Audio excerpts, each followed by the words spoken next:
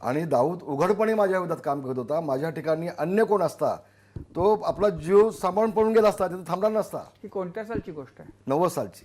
भाई केशवराव भोसलेंच्या त्या लढाईत शिवसैनिकांनी पण तुम्हाला साथ दिली. मुंबईतनं शिवसैनिक गेले होते. ऐका ना. आणि ती शिवसैनिक पण आज शिवसेनेत, मूळ शिवसेनेत आहेत. ऐका ना, मी सांगतो ना, मला साथ दिली ना त्यावेळेला. हा, मग ते शिवसैनिक अजून शिवसेनेत नाही, मुंबईतून सगळे नाही, कांदिवलीतून गेले होते. आज कांदिवली मुंबईतच आहे ना, कांदिवलीतून गेले होते आणि मी तिथे शाखाप्रमुख होतो. बाकीच्यांना सक्त वागणूक दिली होती, कोणी जायचं नाही. मी शाखाप्रमुख तिथे होतो कांदिवलीचा, म्हणून माझ्या शाखेमध्ये जे शिवसैनिक होते ते माझ्यासोबत आले होते. पण ती त्या इलेक्शन त्यावेळेला बद्दल पण ती लढाई मी कशी जिंकली माझं मला माहिती आहे ना. सर्वसामान्य तिकीट दिली म्हणून निवडून आला असं नाही ना, ते असं नाही ना. पण भाई बऱ्याच जणांना कदाचित त्या इलेक्शन बद्दल माहिती नसेल. 90ची इलेक्शन काय होती? ती इलेक्शन काय झालं होतं? त्या इलेक्शनमध्ये केशवराव भोसले माझ्यासमोर उभे होते आणि दाऊद त्यावेळेला वॉन्टेड नव्हता. दाऊद 93ला वॉन्टेड झाला बॉम्बस्फोट नंतर. तेव्हा दाऊद उघडपणे माझ्यासमोर त्यांनी लढाई केली. त्याच्या गावामध्ये माझी गाडी जाळली गेली, माझ्या लोकांना बांधून मारलं गेलं. त्यावेळेला जवळजवळ झाली असतं लढाई, ती निवडणूक आली असती बाजूला, 1000-2000 लोक मेले असते त्यावेळेला. असं वास्तव होतं. आणि तुम्ही म्हणता मुंबई नाही, जे माझे जे ओळखीचे लोक होते ते कल्याणमधून आले होते, डोंबिवलीतून आले होते, नाशिकमधून आले होते, नागपाडामधून आले होते, जे माझ्या ओळखीचे होते. काही लोकांचा पक्षाचा पण काय संबंध नव्हता, हे तुम्हाला सांगतो मी. अगदी लांब कसं जावं, मला भाई टाकून पण तेव्हा मदत केली होती, ते लपून ठेवत नाही मी बिलकुल. आणि म्हणून रामदास कदम म्हणून त्यावेळेला मी 90ला आमदार झालो. एक गोष्ट तुम्हाला पुन्हा मुद्दाम सांगतोय. नाही, जेव्हा तुमच्या अस्वस्थतेबद्दलचे प्रश्न जेव्हा म्हणजे त्या अस्वस्थतेच्या बद्दल जेव्हा बोललं जातं तेव्हा अर्थातच कुठल्याही पक्षातनं कोणी मला दिलं, साहेबांनी मला दिलं, त्याबद्दल कुठे दुमत नाही.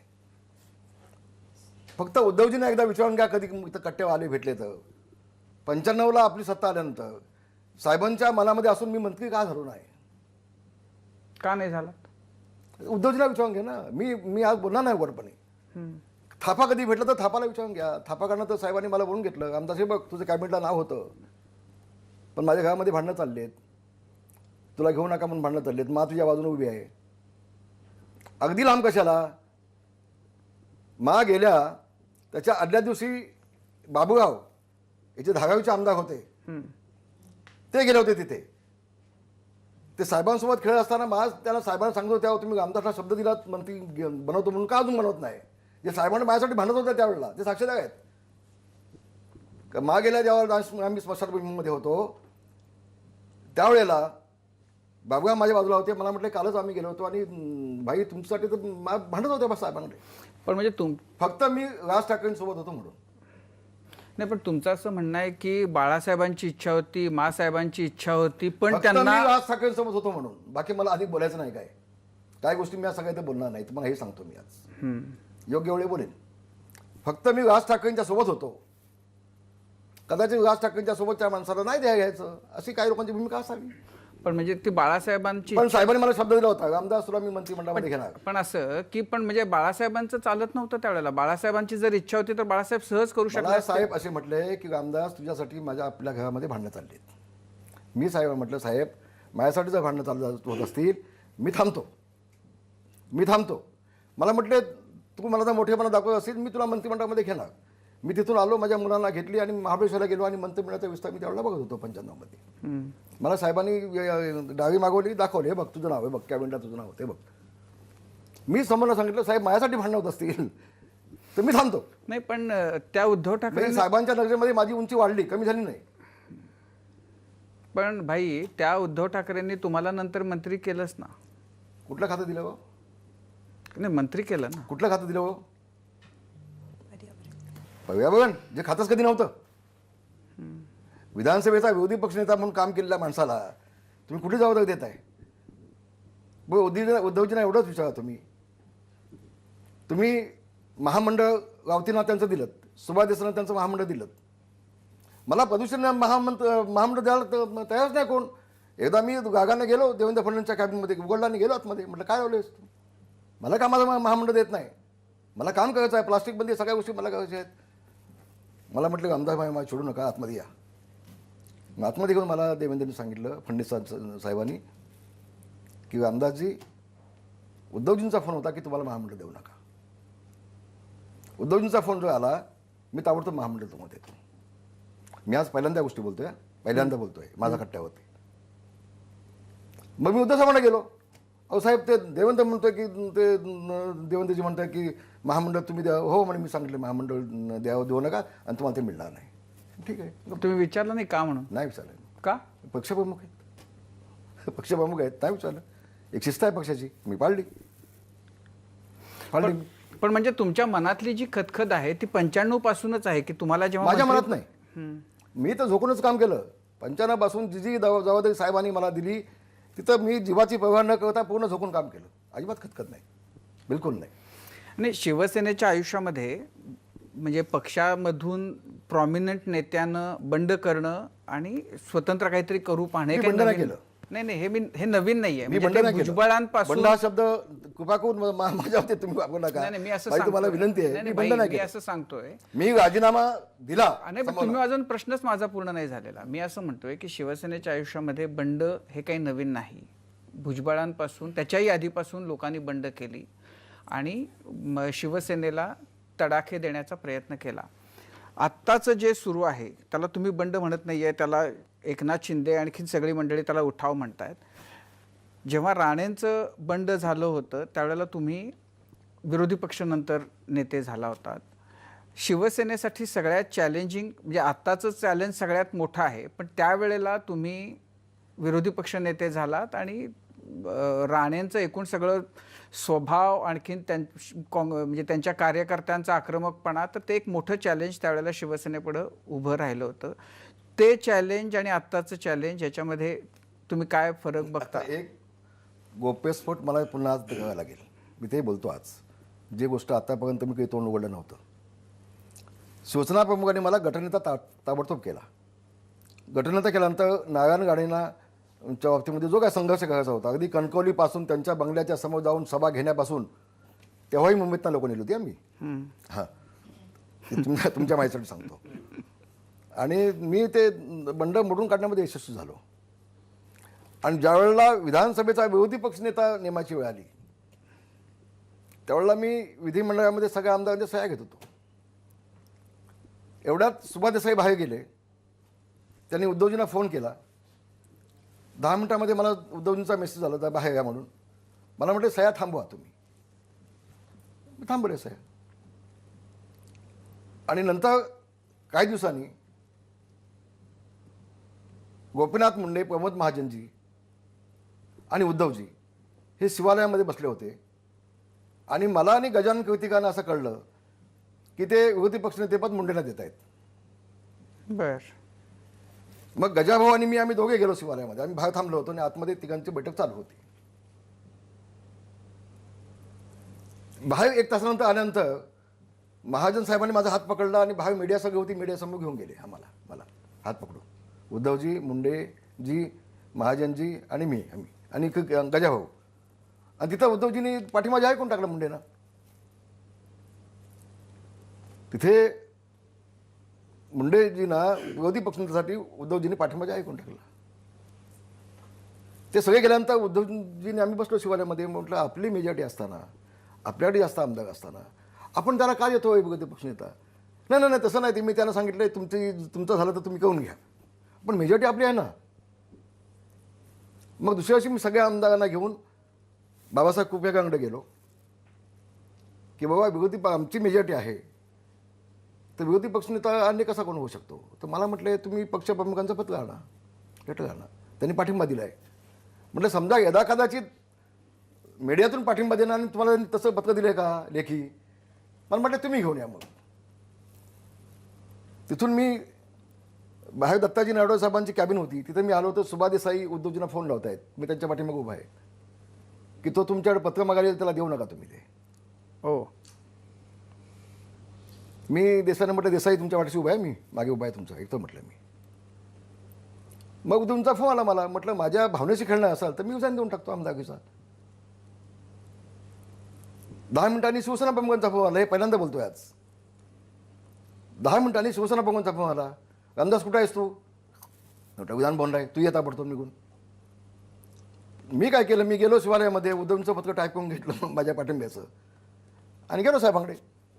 साहेब म्हटलं काय झालं रामदास? म्हटलं असं असं आहे, मी नवीन माणूस आहे, मी नालायक असेल, मी त्या पदाला लायक नसेल, तर दत्ताजी नरवटेंपासून आपले नेते आहेत ना, त्यांना द्या ना तुम्ही विरोधी पक्ष नेतेपद.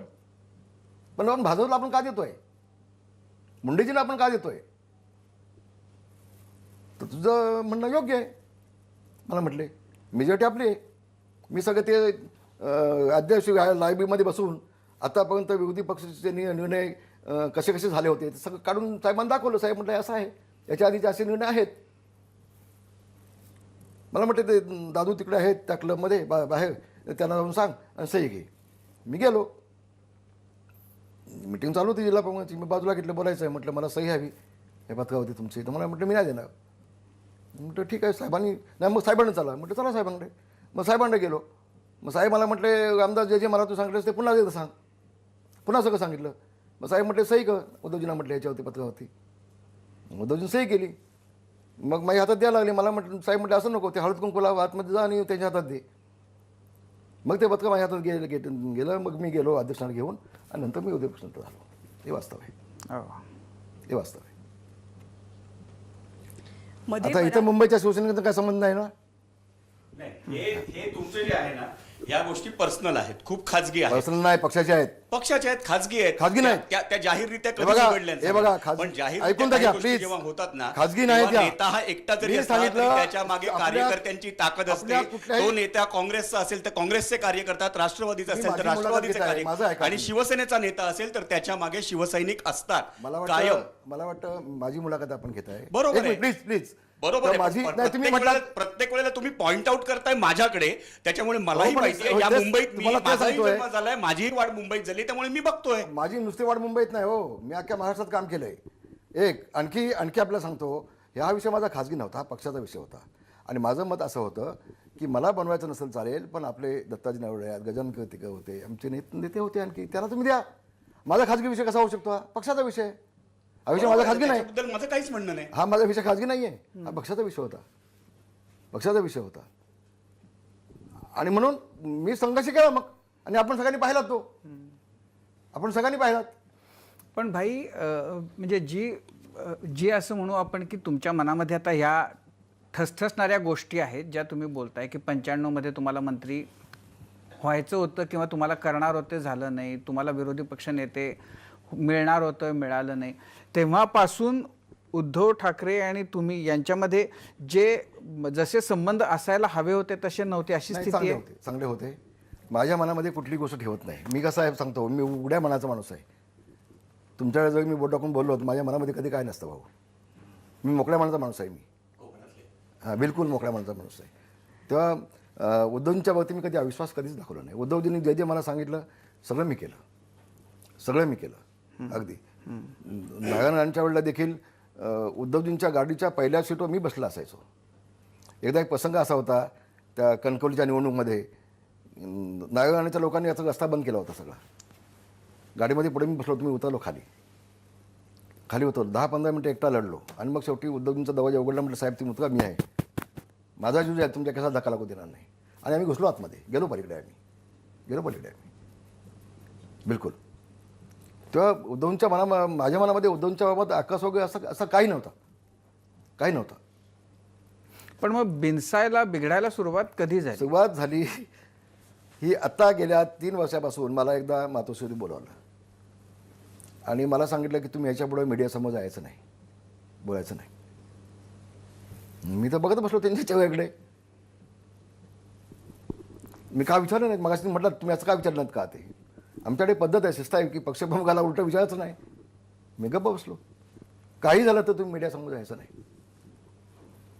मी नाही गेलो. 3 वर्षामध्ये मी फक्त एक पत्रकार परिषद घेतली. माझ्या अगदी अन्याय जास्त झाला तेव्हा मुंबईला येऊन मी एक पत्रकार परिषद घेतली होती, तुम्हाला आठवते सगळ्याला.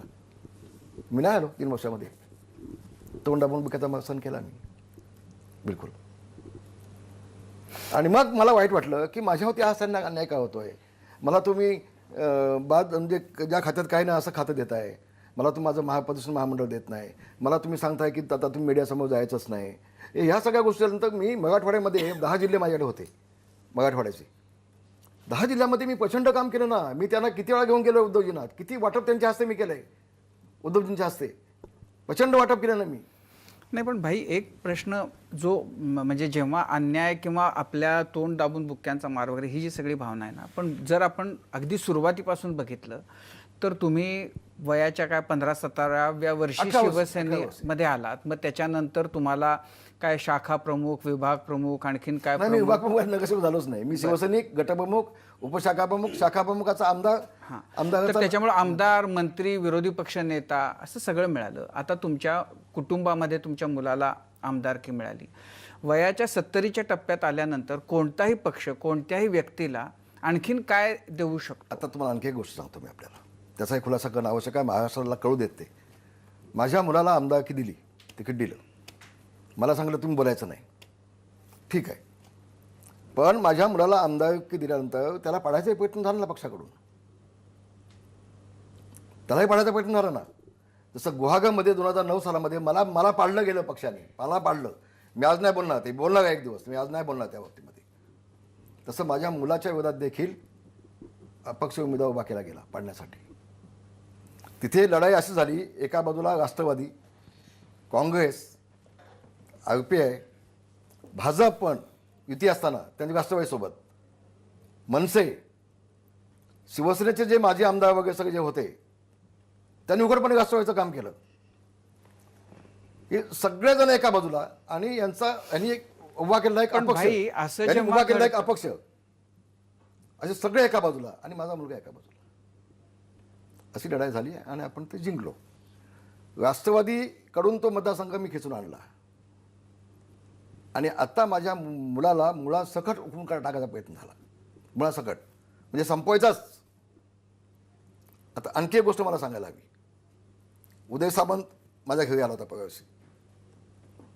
मी त्याला विचारलो आम्ही काय घोडे मारले गे मातोश्रीचे, तर म्हटलं भाई मला माहिती नाही, पण 7-8 बैठकीला मी होतो मातोश्रीच्या. तिथं असं ठरलं की कदम खानदाला पूर्णपणे संपून टाकायचे राजकारणातून. त्याच्यामध्ये सुभा देसाई होते, आदित्य ठाकरे होते, विनायक राऊत होते, मिलिंद नार्वेकर होते, ते 5-7 लोक होते. आणि कदम कुटुंबियांना राजकारणातून पूर्ण संपून टाकायचा एक आमदार नसला तर चाललं आपल्याला. आणि मग तिथे योगेशचे जे पदाधिकारी होते ते सगळे बदलले गेले, काढले गेले. तर ज्यांनी ज्यांनी राष्ट्रवादीचं काम केलं त्या सगळ्यांना पदं दिली गेली. तिथले नगरपालिकेमध्ये जे एबी फॉर्म होते ते स्थानिक आमदार म्हणून त्याला न देता राष्ट्रवादीच्या लोकांना बोलून घेऊन आयात करून त्यांच्या हातात दिली गेली. यांना पूर्ण बाजूला करून ठेवला. पण बाई कारण काय? तुम्ही आता 3 वर्ष, तुम्ही पण तुमचे सोर्सेस आहेत, तुमचे लोक आहेत, तुम्हाला ओळखणारे कारण एवढंच लोक आहे, आहेत. तुम्हाला कळलं का उद्धव ठाकरेंना का? अनिल परब त्याला कारण आहे. अनिल परबच्या रिसॉर्टच्या बाबतीमध्ये जे घडलं त्यांचं म्हणणं असं होतं की त्याची माहिती मी किरीट सोमय्याला दिली. आता मला सांगा, अनिल परबचा रिसॉर्ट हे काय शिवसेना भवन नाही ना, की शिवसेनेची मालमत्ता नाही ना. अनिल परबनी याच्या आधी विधानसभेच्या निवडणुकीला तो माजी आमदार जो आहे राष्ट्रवादीचा त्याला 3 वेळा मातोश्री आणला होता. संजय राऊतना शपथ घालून विचारून घ्या त्याला, त्यांनी पाहिलं की नाही ती मातोश्री त्याला. आणि त्याला तिकीट द्या म्हणून अनिल परबचा हट्ट होता, आमदारबाईंच्या मुलाला देऊ नका, यालाच तिकीट द्या. आणि ते त्याला जमलं नाही म्हणून त्याला पुन्हा शिवसेनेमध्ये आणायचं आणि त्याला आमदार करायचं आणि योगेशला संपवायचं. असं हे कटकारस्थान सातत्यानं हे चालू होतं. ते कसले कागद आहेत हे? नाही हे सांगतो मला एक. आता ही किरीट सोमय्याला जी माहिती दिली तो इजवान काझी म्हणून त्यांनी मुलाखत दिल्या बघा. तुमच्या ABP माझाला पण ते दाखवलं होतं. त्यांनी समोर येऊन सांगितलं होतं, हा RTI काय करत आहे की किरीट सोमय्याला सगळी माहिती मी दिली, कारण माझा वाळूचा व्यवसाय आहे, तिथून अनिल परबची माणसं माझ्याकडनं हप्ते मागत होते आणि म्हणून सगळं हे केलं. हे त्या तो उघडपणे तो सांगतोय नंतर.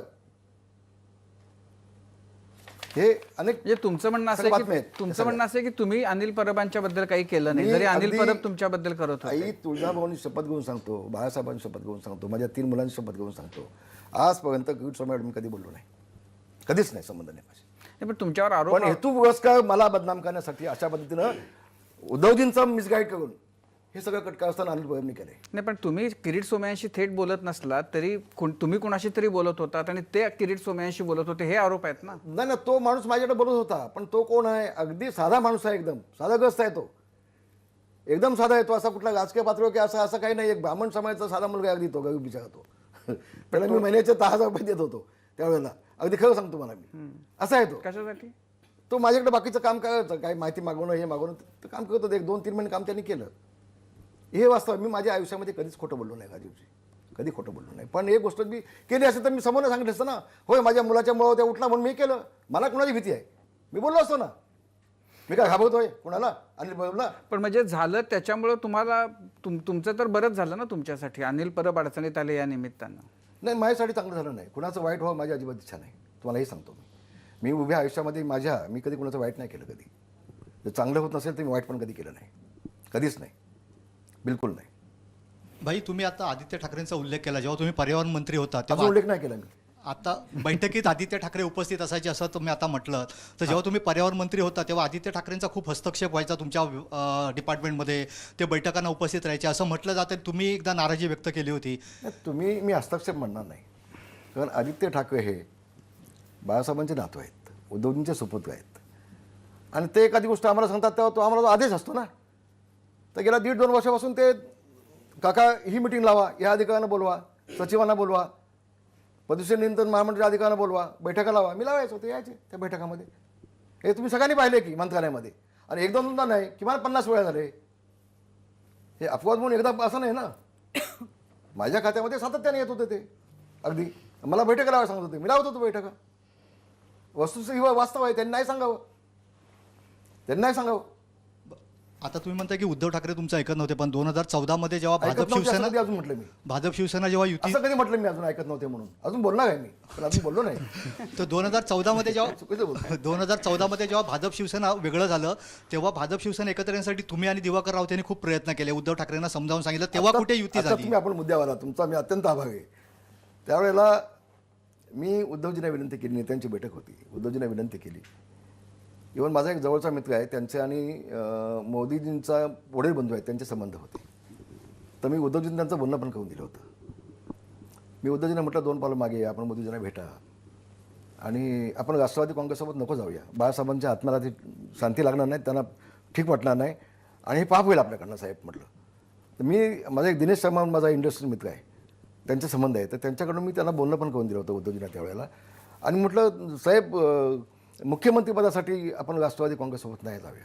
कारण साहेबांनी अख्खं आयुष्य संघर्ष केला राष्ट्रवादी आणि काँग्रेससोबत. मैत्री असेल कदाचित मला माहीत. मी कधी 50 वर्षामध्ये शरद पवार साहेब आणि बाळासाहेब यांची मैत्री मी कधी पाहिली नाही 50 वर्षात. मी साहेबांसोबत पण होतो. आता हे मैत्री होती कशी होती मला माहीत नाही, पण साहेब काय त्यांना बोलवत होते हे आपण सगळ्यांनी पाहिले. मी म्हटलं काँग्रेससोबत आणि राष्ट्रवादीसोबत अख्खं आयुष्य साहेबांनी संघर्ष केला आणि हिंदू हृदय सम्राट म्हणून संबंध जगामध्ये त्यांना ख्याती मिळाली. आपण हे पाप आपल्याकडं नको होऊ देत. मी सांगितलं, पण ते कधी मग त्यांना पटत नसेल ते हा पण बोलत नाही पण बोलत नाही.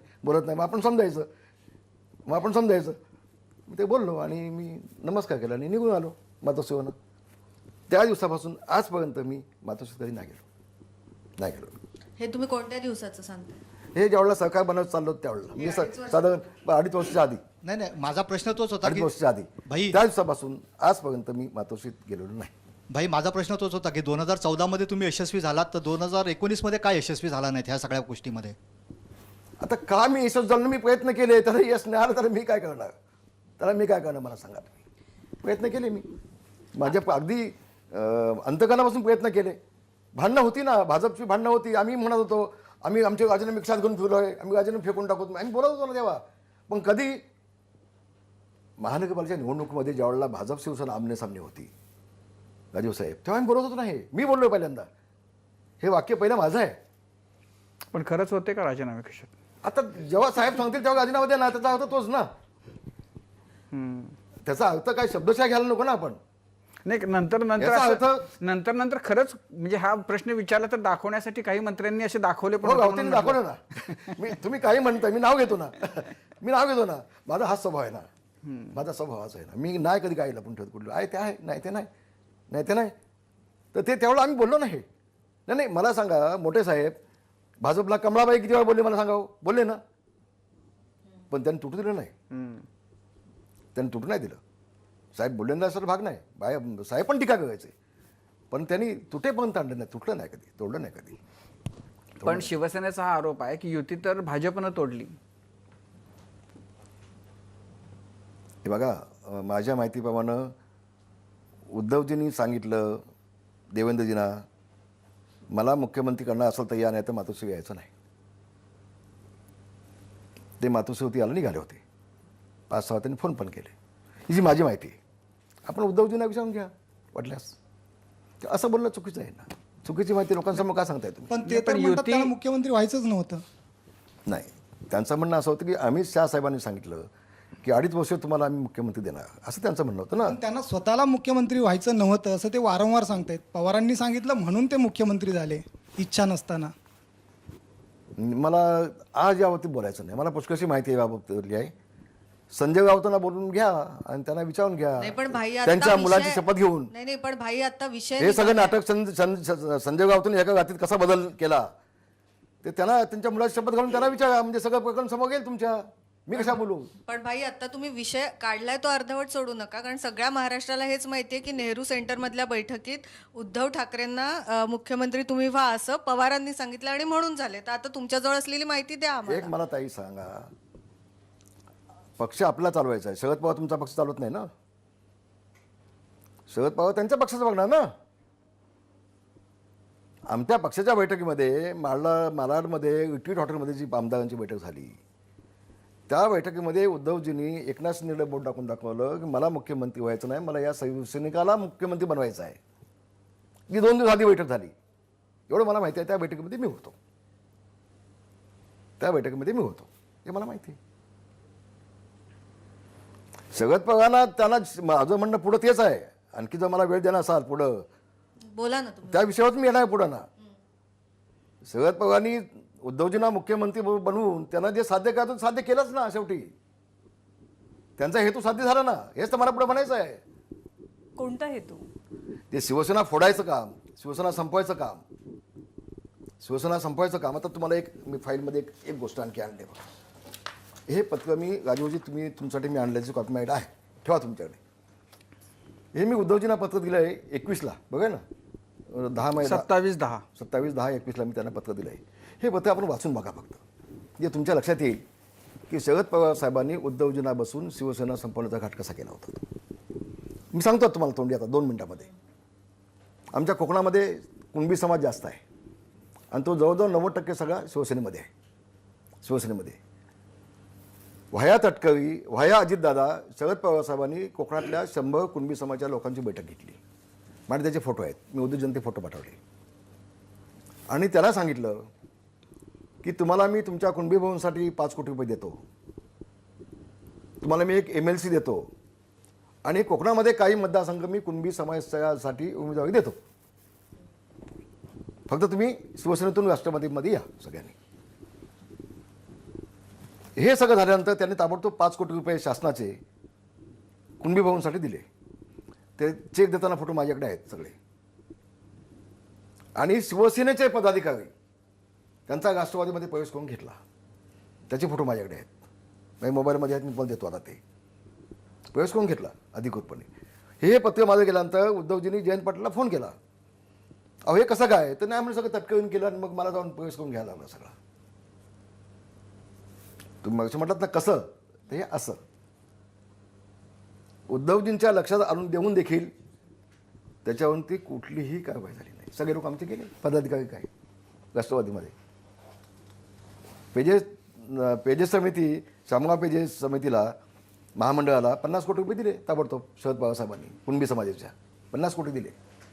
मुख्यमंत्री आमचे, पैसा शासनाचा आणि शिवसेना फोडण्यासाठी 50 कोटी 5 कोटी शरद पवार साहेब वापरत आहेत. आहे की नाही गंमत मस्तपैकी, छानपैकी? कळलं तुम्हाला आता? आणि हा सुगंध हा जयेंद्र समोर आहे, त्यात खोटं काही नाही. हे वास्तव आहे कोकणाचं. आणि मग तुम्हाला कुठल्या योजना मी देणार ते त्यांना त्या सभेमध्ये सांगितलं पवारसाहेबांनी. पण हे तुम्हाला दिसलं, हे इतर आमदारांना दिसलं, तुम्ही तुमच्या पक्षप्रमुखांच्या, मुख्यमंत्र्यांच्या ही गोष्ट लक्षात आणून दिली, मग त्यांना हे 2.5 वर्ष का नाही दिसलं? का त्यांना पाहायचं नव्हतं? अगं माझी आईसी, माझी ताई, हेच तर माझं म्हणणं आहे ना.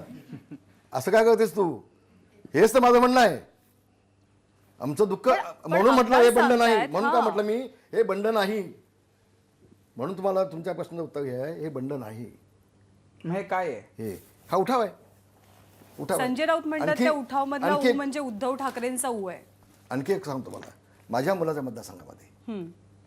आता ग्रामीण भागामध्ये जेवढे राष्ट्रवादीचे माजी आमदार आहेत, जे राष्ट्रवादीला पाडून शिवसेनेचा आमदार तर निवडून आला आहे, अजितदादांनी तिथे प्रत्येक माजी आमदाराला कोट्यावधी रुपये दिले, राष्ट्रवादीच्या कोट्यावधी दिले. आणि शिवसेनेचा आमदार फक्त बघत बसला आहे. शिवसेनेच्या आमदारांना निधी नाही. राष्ट्रवादीमध्ये जो पडलेला आमदार आहे, माजी आमदार, त्याला बोलावून अजितदादांनी पैसे द्यायला सुरुवात करून टाकली. पुढचा आमदार तू. म्हणजे मुख्यमंत्री आमचे, राष्ट्रवादी आणि शिवसेनेची युती काँग्रेसची, आणि शिवसेनेच्या आमदाराला पाडून तिथे राष्ट्रवादीच्या आपल्या आमदाराला निवडून आणून 100चा टार्गेट, 120चा टार्गेट ठेवला आणि त्यातले 100 निवडून आणायचे. अजितदादाचे जे प्लॅनिंग होतं त्याच्यामध्ये शिवसेनेचा, मी तुम्हाला दाव्यानं सांगेन राजीवजी, तुम्हाला जबाबदारीने बोलतोय मी, आणखी 2.5 वर्ष असेच गेले असते ना तर पुढच्या विधानसभेच्या निवडणुकीला शिवसेनेचे अर्धा पण आमदार निवडून नसते आले. मी अतिशय जबाबदारीने ताई बोलतोय. नाही, पण भाई, या सगळ्यात एकच प्रश्न सगळ्या महाराष्ट्राला पडलाय की तुम्हाला हे तेव्हाही कळलं होतं, सगळे विरोधात होते, मग 27 नोव्हेंबर 28 नोव्हेंबर 2019ला आमदारांनी आज आता ज्याला तुम्ही उठाव म्हणताय ते केलं, ते का नाही केलं? तुम्ही तेव्हा का नाही नाही, विरोध मला एक केला? सांगा, सगळे आमदार तेव्हा समाज- तुम्ही नाही, काँग्रेस नाही. राष्ट्रवादी बरोबर सत्तेत अरे पण गेले सगळे कशाला? आमदार कदम असतात का? पण तुमचा एकदा मुलगाही पक्षनेतृत्वाने होताच निर्णय घेतला ना. आता मला 40 मला जण आहेत ताई ना. नाही पटलं, मी सांगितलं आणि बाहेर पडलो मी. सगळे आमदार सदम होऊ शकतात का ताई, मला सांगा तुम्ही. आता दुसरं आणखी तुम्हाला उदाहरण देतो, माझ्या मुलाच्या मतदारसंघातले. हे बघा, हे अनिल परबची सही आहे. अनिल परब पालकमंत्री आमच्या जिल्ह्याचा. आणि हा आणखी मागे शासन निर्णय आहे अजितदादांचा. माझ्या मुलाच्या मतदारसंघामध्ये राष्ट्रवादीच्या माजी आमदाराला हा शासन निर्णय. हे घ्या, तुमच्याकडे कॉपी आणली मी, तुम्ही ठेवा. तुम्ही एक मिनिट मला बोलू दे ना, संपू दे ना माझं. तर हे कोट्यावधी रुपयाची कामं ही माझी आमदाराला दिली राष्ट्रवादीच्या, माझ्या मुलाच्या मतदारसंघात. माझ्या मुलाच्या मतदारसंघामध्ये राष्ट्रवादीच्या माजी आमदाराला दिल्लीत कामं सगळी. माझं हे उदाहरण स्वतःच आहे. ही अशी जर अवस्था असेल, मला आपण सांगा, तर पुढच्या वेळेला शिवसेनेचे किती आमदार निवडून येणार होतं आणि आमदारांनी काय करायला होतं? संपून जायचं शिवसेनेच्या. आता बोला सर. शिवसेना आणि भाजपची सत्ता असताना सुद्धा मिशन 150 वगैरे अशी टार्गेट दिली जायची आणि आपला आपला पक्ष वाढवण्यासाठी प्रयत्न व्हायचे. जसे आत्ताच्या मवियाच्या काळात झाले तसे युतीच्या काळात पण होत होते. आत्ताच्या काळ मात्र त्या काळामध्ये ते मुख्यमंत्री किंवा पक्षप्रमुख असतानाच्या काळामध्ये ती लोक त्याच्यावरती एक वचक असायचा. पण पक्षप्रमुख ज्याला मुख्यमंत्री झाले स्वतःच उद्धव ठाकरे, त्यावेळेला ते हे सगळं रोखण्यात अपयशी झाले. ते मुख्यमंत्री म्हणून पात्र नव्हते असं तुम्हाला वाटतंय? नाही, मी सांगतो आपल्याला, कोरोनाचा जो काळ होता त्याच्यामध्ये उद्धवजी बाहेर पडू शकले नाहीत आणि नंतर ते आजारी पडले आणि त्याचाच फायदा नेमका अजितदादांनी घेतला. आता अजितदादांना मला त्यांचं कौतुक केलं पाहिजे. अजितदादांचं मला कौतुक केलं पाहिजे, कारण अजितदादा हा माणूस, त्याची प्रशासनावर चांगली मांड आहे. प्रशासन कसं चालवावं अजितदादांना शिकावं. मी जवळनं पाहिलं अजितदादाचं काम, मी पाहिलं त्यांचं काम. त्यांनी त्यांच्या पक्षाचं काम केलं, त्याला लहान मोकळे मिळालं सगळे. हो, आणि मग आता 100 आपण आणायचे आपले, शिवसेनेला संपवायची. जे शिवसेना प्रमुखांच्या वेळेला, जे बाळासाहेबांच्या वेळेला जे शरद पवार साहेबांना जमलं नाही, तर ह्या वेळेला त्यांनी तो संधी साधली. उद्धव ठाकरे म्हणत होते ना की तुम्ही माझ्याकडे आला असतात मातोश्रीवरती तर आपण एका मिनिटात सत्तेतून बाहेर येऊन पडलो काय असतो, तुम्ही करणार? का सांगितलं नाही? भजी खाणार येऊन काय करणार? ते तर सांगा. त्यांचं म्हणणं एवढंच होतं एकनाथ शिंदे गटाचं की तुम्ही राष्ट्रवादीला सोडा, आम्ही आलो. तुम्ही राष्ट्रवादीला सोडा, आम्ही आलो मातोश्रीमध्ये. उद्धव ठाकरेंच्या मनात हा एक राग होता की त्यांच्यावरती, त्यांच्या कुटुंबावरती आदित्य ठाकरेंना वेगवेगळ्या केसेसमध्ये इम्प्लिकेट करायचा प्रयत्न केला, अत्यंत अश्लाघ्य टीका केली, बांद्र्याचा माफिया वगैरे अशा पद्धतीची टीका केली, किरीट सोमय्या असतील किंवा बाकीच्या लोकांनी ईडी लावली. आणि तरी सुद्धा तुम्ही मला भाजपसोबत जायला का लावते असं ते विचारताय. या गोष्टी आत्ता झाल्या. नाही, आम्ही टीका केल्या ना, आम्ही कमी बोललो काय? अहो, शिवाजी पार्कचं माझं भाषण आहे, काढून बघा. मी मोदींनी होते किती बोललो होते, जहाल बोललोय मी 1 तास. काढा माझं भाषण, चला. आम्ही कमी बोललो का? मग आम्ही बोललो ना. असं कसं म्हणताय तुम्ही? म्हणजे हे सगळं झाल्यानंतर जायला पाहिजे होतं असं तुमचं म्हणणं आहे? काय ते हे सगळी टीका झाल्यानंतर पण एकत्र यायला काय हरकत टीका मी नव्हती? सांगतो ना, आम्ही टीका केल्या ना. आता संजय राऊत साहेब सकाळी उठल्यापासून झोपेपर्यंत फक्त मोदींच्या वरतीच बोलत होते ना. ते तुम्हाला दिसत नव्हतं का? असं काय म्हणता तुम्ही? ते म्हणत चालतं- होते की नाही, ती ते पक्षाची चालतं का? भूमिका आहे, ते म्हणत होते ती पक्षाची हे भूमिका दोन्ही म्हणून बाजून बोलत होत होतं ना, एका बाजून होत नव्हतं ना. आता तुम्ही म्हणता की तुम्ही शिवसैनिक आहात, तुम्ही उठाव केलाय, तुम्ही सगळ्यांनी 40 जणांनी 50 जणांनी जो काही उठाव केलाय तो त्यात मी केलाय. नाही हो, मी आमदार नाही हो, असं काय करता? पण अहो, मी आमदार तुम्ही नाहीये, पक्षात भाऊ. तुम्ही पक्षात तुम्ही मी आमदार तुम्ही नाहीये. नाहीये, पण मी तुमचा मुलगा नेतेपदाचा आहे. राजीनामा दिलाय. नेतेपदाचा राजीनामा तुम्ही परवा दिला. एकनाथ शिंदेना प्रश्न विचारा. तुम्ही परवा दिला, पण तुम्ही पक्षप्रमुखांना, तुम्ही अजूनही उद्धव ठाकरेंना पक्षाचे प्रमुख मानता का? उठाव केलेले लोक तरी मानतात का? तुमचा मुलगा त्यांनी येऊन सांगितलं का तुम्हाला अजूनही पक्षप्रमुख उद्धव ठाकरेच आहे? एक सांगतो, ज्या पद्धतीनं माझ्या मला मुळासकट राजकारणातून उठवायचा प्रयत्न केला, तर देखील आज देखील माझं मत प्रामाणिक होतं की अजून उद्धवजींच्या नेतृत्वाखाली पक्ष एकत्र व्हावा अशी कालपर्यंत माझी भूमिका होती, पण आता बदलली. आता आदित्य ठाकरेंची मी जी सगळी स्टेटमेंट बघतोय ना, माझी बदलली कालपासून स्टेटमेंट. माझं मत बदललं कालपासून. होते माझे, मी बघाशी माझ्या मुलाखतीमध्ये बोललो होतो. पण एवढं झालं तरी मी गद्दारच म्हणणार आहे. कोण गद्दार हो? गद्दार हे उठाव, ही क्रांती अख्ख्या जगामध्ये पहिल्यांदा घडलं आहे. 33 देशांनी याची नोंद घेतली. उठसूट गद्दार आपण कोणाला म्हणतोय? मग बाळासाहेबांच्या विचाराशी गद्दारी आपण केली का? याचं आत्मपरीक्षण तुम्ही केलं पाहिजे ना. शिवसेना प्रमुखांच्या विचाराशी गद्दारी कोणी केली? मग त्याचं उत्तर मला कोण देईल का? बघा, आम्हाला सगळं बोलता येतं. मी नवीन माणूस नाहीये. आता निवडणूक आयोगात 8 याचं तारखेपर्यंत उत्तर आहे तुमचं. हम्म. मी नवीन माणूस नाही, मला सगळं बोलता येईल. बोललं पाहिजे तुम्ही. मला नाही बोलेन ना. अहो सगळं आज कुठे बोलू मी? मला काय ते पुढच्या प्रश्न बाकी ठेवा. तुम्ही हळूहळू सगळे मागणं काढता एकदमच. आहे ना, मला पुष्कळ मसाला दिला की. पण पण त्याच्यामध्ये तुम्ही म्हणता की- मला भाई- एक सांगतो, मी निर्भीडपणे जगलोय. स्वच्छपणे जगलोय. भाई आता एकच प्रश्न शेवटचा असा विचारायचा मला, की तुम्ही आता म्हणताय की हे उठाव झाला, आम्हाला काय आमची इच्छा होती, पण आता तुमचं मत बदललंय. 8 तारखेपर्यंत आता शिवसेनेला आणि शिंदे गटाला आपलं म्हणणं मांडायचं की नेमकं पक्षाचं चिन्ह आणि पक्ष कोणाच्या ताब्यात जाणार हे त्यावेळेला ठरणार आहे.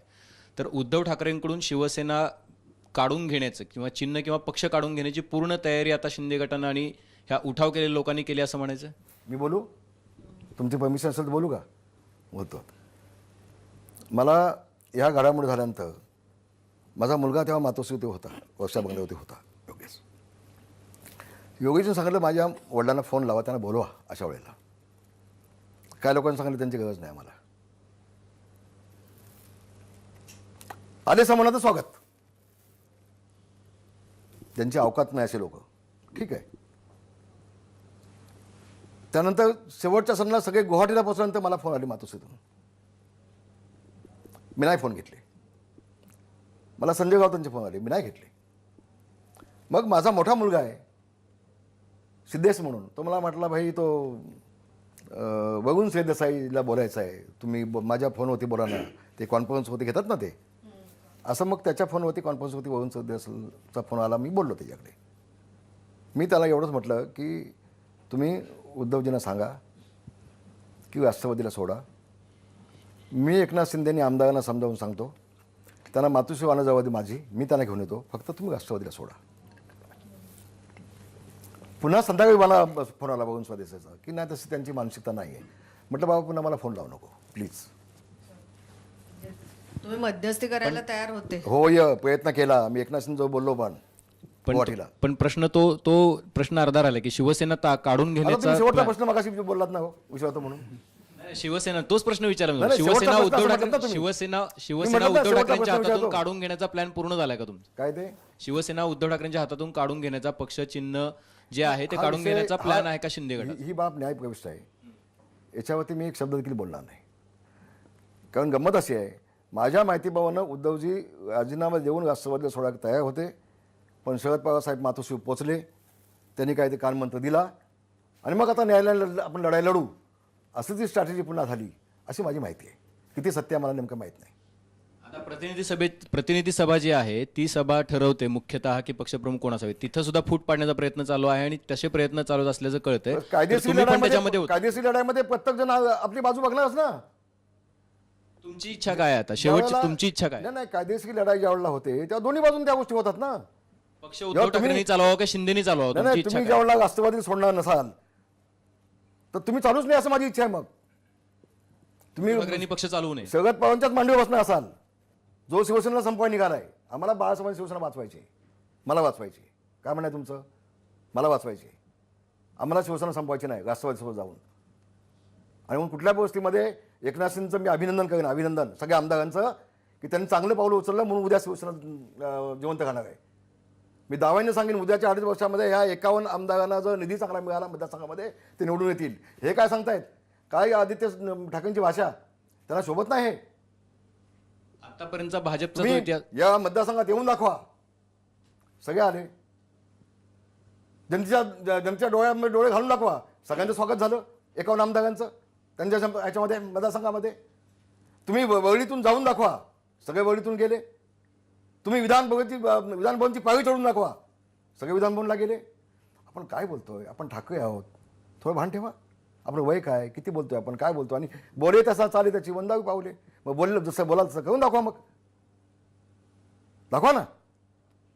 तर आपण किती बोलतोय, काय बोलतोय, थोडंसं भान ठेवा. भाजपसोबत जे पक्ष गेले एनडीएत होते ते पक्ष आता भाजपसोबत राहिले नाहीत. भाजपसोबत गेलेल्या पक्षांचं सुद्धा पानिपत झालं. तुम्हाला असं वाटतं की भाजपसोबत जाऊन सुद्धा हे शिवसेना बघा, वाचेल? कारण आम्ही आतापर्यंत आमचं अकाली पानिपत असतील आम्ही किंवा- करून घ्यायचं की नाही. आता काय झालं असतं, आणखी 2.5 वर्ष आम्ही राष्ट्रवादीत थांबलो असतो तर आमचं पानिपत झालंच असतं ना. म्हणजे यानंतर त्या कारण काय करणार म्हणजे काय चालू आहे, काय करायचं ते जिवंत खाणार, आमदार निवडून आणणार. आणि आणि आणि पुढचं तुम्हाला सांगायला सांगा, बोला तुम्ही, विचारा, मी सांगतो पुन्हा. भाई तुम्ही आतापर्यंत मी सुरुवातीला सांगितलं तुम्हाला, जे प्रश्न विचार मला काय अडचण नाही. हां, तुम्ही आता बघितलं की तुम्ही आदित्य ठाकरेंवर म्हणजे हे करताय की मी आदित्य टीका नाही ठाकरे केली, हां, मी त्यांना मला तोच सांगतोय प्रश्न आहे. माझा तो तुम्ही अधिकार एकीकडे आहे, तुम्ही माझा अधिकार आता नाही होता. हां नाही कारण तुम्ही- आमचं पक्षामध्ये 52 वर्ष आमचं पक्षामध्ये योगदान आहे. त्यांचं वय 32 वर्ष आहे. तुमच्या शब्दात म्हणायचं तर ही टीका नाहीये. त्यांचं वय 32 वर्ष आहे, माझं पक्षाचं योगदान 52 वर्ष आहे. नाही, माझा प्रश्न त्यावरच आहे. तुमच्या शब्दात जर आपण असं समजलं की ती टीका नाहीये, हल्ला बोल शब्द मी वापरतो. हल्ला बोलला आहे. मी त्यांना विनंती करून सांगतोय हां तर की त्या आपण हे आपल्या तोंडी असे वक्तव्य सोबत नाही, आणि एखादं वक्तव्य केलं तर मग ते घेऊन दाखवा. मग बंडखोरांना गद्दार हे लेबल लावण्याचं काम आदित्य ठाकरेंनी केलेलं आहे. पण जेव्हा व्हीपचं उल्लंघन केलं आणि जेव्हा आमदारांना नोटिसा बजावण्यात आल्या शिंदे गटाकडून, म्हणजे उद्धव ठाकरेंबरोबर जे राहिलेल्या आमदारांना नोटिसा बजावण्यात आल्या, त्यामुळे फक्त बाळासाहेबांचे नातू आहेत म्हणून आदित्य ठाकरेंचं नाव वगळलं आणि बाकीच्यांना नोटिसा मी बजावण्यात तुमचा आल्या. अत्यंत म्हणजे आभारी आहे. बाळासाहेबांचे नातू आहे म्हणून त्यांचं वेगळं वर्गीकरण आणि बाकीच्या आमदारांचं वेगळं तुमचा मी वर्गीकरण. अत्यंत आभारी आहे. हां. हे शिंदे किमान गटाने केलेली भूमिका. आज देखील एकनाथ शिंदेने त्या आमदारांची मातोश्रीच्या बाबत भूमिका काय, की आपण आपल्या त्याच्यातनं प्रश्नांतर सांगितलं ते बरं झालं. नाही, ही भूमिका तुम्हाला आज पटते का देखील मग? केसरकरांचं म्हणणं हेच आहे की आमचा इथला एकही आमदार मातोश्रीवरती, उद्धवजींच्या वरती किंवा आदित्य ठाकरेंच्या वरती टीका करणार नाही, बोलणार नाही आजही. याच्यावरून तुमच्या लक्षात जी गोष्ट घ्यायला पाहिजे, आली पाहिजे, ती आपण समजून घेतली पाहिजे. त्यांचं मत काय ते. आमदार जवळला 5-5 वेळा निवडून येतात, मंत्री आहेत, त्यांना बोलता येतं ना. गुलाबराव पाटील सगळ्या माणसाला बोलता येतं ना. पण ज्यावेळेला त्या सगळ्यांनी एकत्र मिळून ठरवलंय की मातोश्रीच्या वरती, उद्धवजींच्या वरती किंवा आदित्यजींच्या वरती एकही शब्द बोलायचा नाही, याचा अर्थ काय होतो मला सांगावं. ते त्यांनी समजून घेतलं पाहिजे, असं मला वाटतं. भाई पण एक जो प्रश्न आहे जो बऱ्याचदा वेगवेगळ्या पद्धतीने येतोय आणि तो परत सुटतोय, तुमची ही जी भावना होती की राष्ट्रवादीला सोडा, आम्ही तुमचे आहोत, तर ती आजही याही घडीला आहे. आज मी नाही सांगू शकणार. काल पण ती भूमिका होती माझी प्रवासी, पण आता पुन्हा आदित्यजींचे हे सगळे दौरे चाललेत आणि त्यांचं ते हे सगळे वक्तव्य चाललंय. मी नाराज आहे आता. मी तुम्हाला खरं सांगतो, माझी भूमिका आता बदलली की यांना राष्ट्रवादीला सोडायचंच नाही.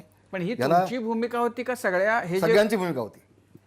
आणि तुम्हाला गंमत सांगतो, आणखी पुढे जाऊन सांगतो, गंमत म्हणणार नाही मी, पण सगळ्यांची भूमिका होती. पुन्हा आपण जर साहेबांनी सोडलं राष्ट्रवादीला तर आपण यायचं. पण एवढ्यात मग इथून ज्या काय पत्रकाराच्या झाल्या त्यांना मग कुत्रे, बैल, वेडे, त्या महिला आमदारांना वेश्या, हे सगळं जे बोललं गेलं त्याच्यामुळं मग जास्त कटुता निर्माण झाली. मग सगळे आमदार चिडले.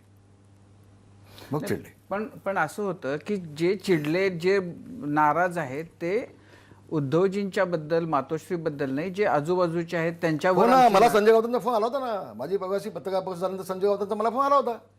मी त्यांना सांगितलं, अगं आता तरी तोंड बंद ठेवा तुमचं, बघा होतं काय, थांबा, बोललो ना त्यांना मी.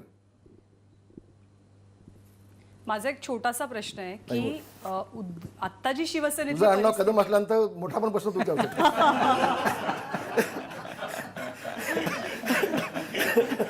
पण वेळ विचारात घेता मी छोटाच विचारते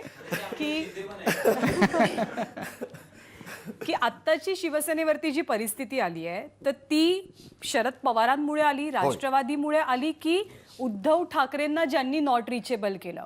सगळेजण विठ्ठलाबद्दल बोलत नाही, बडव्यांबद्दल बोलतात. तर ज्यांनी उद्धव ठाकरेंना नॉट रिचेबल केलं त्यांच्यामुळे आली. काय झालं बघा, मी सांगतो आपल्याला. मी उद्धवजींना अजूनही दोष द्यायला तयार नाही. त्यांचं ते मणक्याचा आजार होता, त्रास होता, ते 5-7 महिने बाहेर पडू शकले नाहीत. आणि त्यांच्या आजूबाजूला जी लोक होती, जे बाकीचे कोण पोहोचू शकत नव्हते, जे फक्त तिथं पोहोचू शकत होते, त्यांनी पूर्णपणे गैरसमज केला उद्धवजींचा. बाकी त्यांचा बघून कोण पोहोचू शकत नव्हते ना. आता ह्या सगळ्या मिटिंग झाल्या, उद्धव साहेबांनी मला सांगितलं, ते उद्धव साहेब ज्या हॉस्पिटलमध्ये ॲडमिट होते त्या हॉस्पिटलच्या खाली लॉबीमध्ये या मिटिंग झाल्या.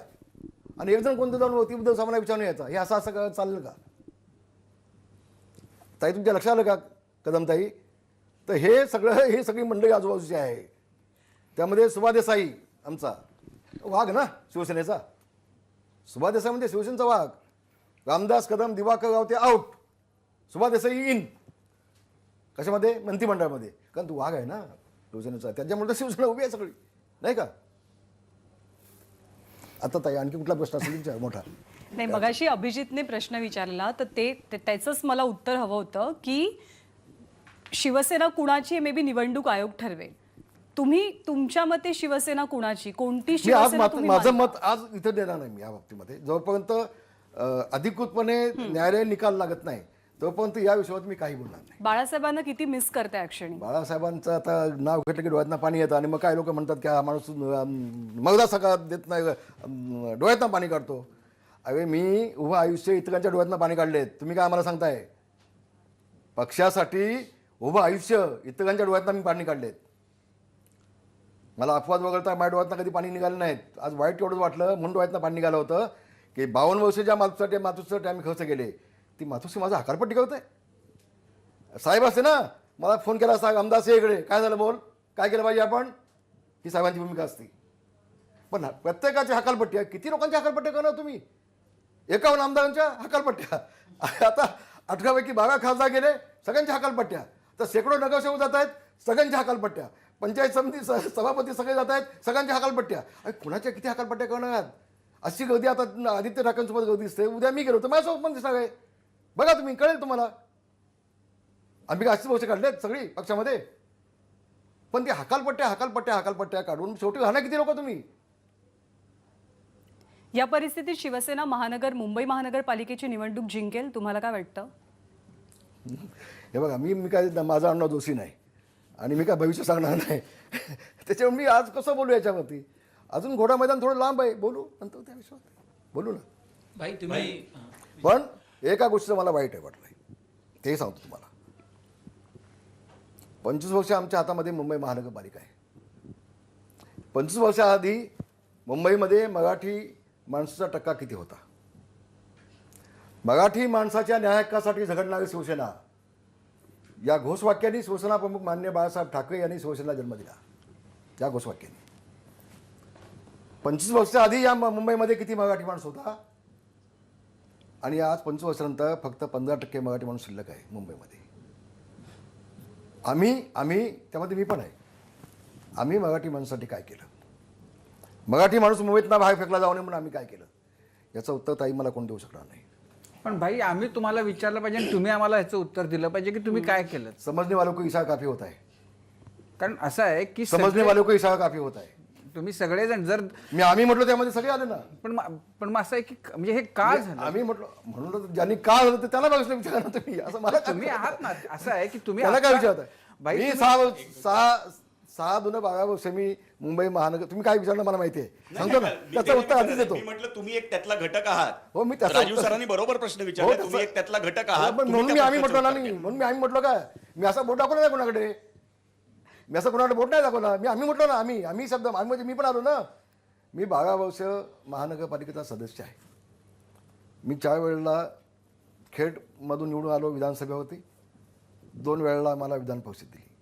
32 वर्ष मी आमदार म्हणून काम केलं. पण 12 वर्ष महानगरपालिकेतून निवडून आल्यानंतर मला महानगरपालिकेच्या किती काय कामाला बोलवलं गेलं. कधी रामदास कदमनी मुंबई महानगरपालिकेच्या कामात हस्तक्षेप करायचा नाही. तो एक पिऊन उद्या कुठला कार्यक्रम असेल तर आदल्या दिवशी माझ्याकडे कार्ड घेऊन ते निमंत्रण कार्ड घेऊन माझ्या घरी येऊन टेबलावर ठेवून जायचं. हे वास्तव आहे. पुढे मला बोलायला लावू नका प्लीज. आता तर समजलं आपल्याला. तुम्ही बोला. नाही आता तर आपल्याला समजलं की मला नाही. प्रश्न विचारायचा होता म्हणून मी पुढे येत होतो. तुम्ही बोला. नाही बोललो ना मी. सांगितलं की मी. आणि काय बोलू. भाई तुमची राज ठाकरेंच्या बरोबर तुमचे चांगले संबंध होते. आजी आहेत. मग राज ठाकरे म्हणजे आत्ता जी परिस्थिती आहे तेव्हा तुम्ही राज ठाकरे जेव्हा बाहेर पडले त्यावेळेला तुमची भूमिका. आता ऐका ना तुम्ही, ते चांगला प्रश्न विचारलात. मी आपला अत्यंत आभार आहे. अगदी शेवटच्या क्षणापर्यंत आम्ही दोघे, मी आणि बाळा नांदगावकर, आम्ही दोघे होतो.